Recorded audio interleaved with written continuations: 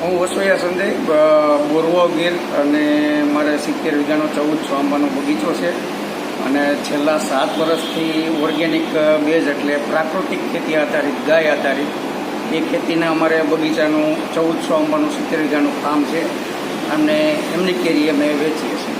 કેસર કેરી આમ તો જોવા જાઓ તો 400 ગ્રામથી લઈને 350, 250 ગ્રામ, 250, 250 ગ્રામ એવી રીતના આવે છે અને એ કેરી તમારે ઓર્ગેનિક બેઝ ઉપર રેસા વગરની આવે છે, જે ખાવ એટલે મોઢામાં રેસા ન આવે અને સ્મૂથ ટાઈપની આવે અને સ્વાદ અને સુગંધમાં પણ સારી આવે.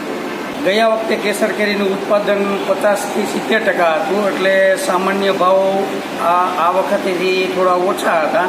આ વખતે ઓનલી ફોર 20% કેસર કેરીનો પાક છે, એટલે ઉત્પાદનના હિસાબે સોર્ટિંગ ગ્રેડિંગ કરીએ એટલે કોસ્ટ થોડી ઊંચી જાય.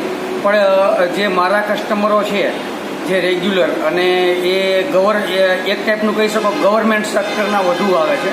અમે અત્યારે કેરી વેચી રહ્યા છીએ ગ્રેડિંગ વાઇઝ એટલે કે નાની મોટી મિક્સ કરેલી નહીં, બધાના નાની તો અલગ, મીડિયમ તો અલગ ભાવ અને મોટી કેરી તો એનો અલગ ભાવ, એવી રીતના ગ્રેડિંગ વાઇઝ કરેલું કેરી છે. જે આપણે એક્સપોર્ટ કરીએ ને એમાં એ ટાઈપની કેરી આવી શકે.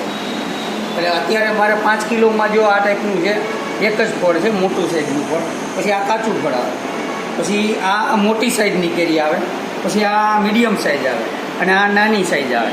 એટલે ગ્રેડિંગ બધાનું કરેલું છે અને બધાના અલગ અલગ ભાવ છે.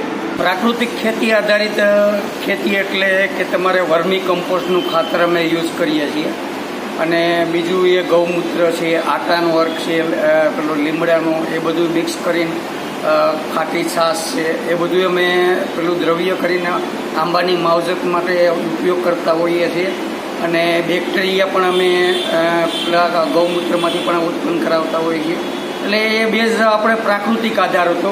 પેસ્ટિસાઇડનો લગભગ અમે 10 વર્ષથી ઉપયોગ કરેલ નથી, કારણ કે પેસ્ટિસાઇડ એટલે આજની તારીખમાં એક ટાઈપનું ઝેર કહી શકો કે આંબો 2-3 વર્ષ તમને સારી રીતે કેરી આપે, પણ 3-4 વર્ષ પછી એ આંબા ટાઈપનું કેન્સર ટાઈપનું કહી શકો, એટલે ઉત્પાદન ઓછું થાય. એટલે અમે એ પહેલેથી જ અમે પેસ્ટિસાઇડનો ઉપયોગ નથી કરતા.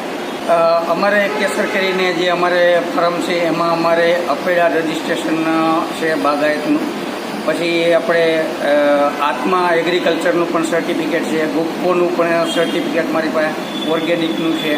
એટલે આવા જે ઓર્ગેનિક અને આત્મા રજિસ્ટ્રેશન છે, પછી તમારે એક્સપોર્ટ કરવી હોય તો અપેડાનું રજિસ્ટ્રેશન, એ બધાના સર્ટિફિકેટ ટોટલી મારી પાસે અવેલેબલમાં છે.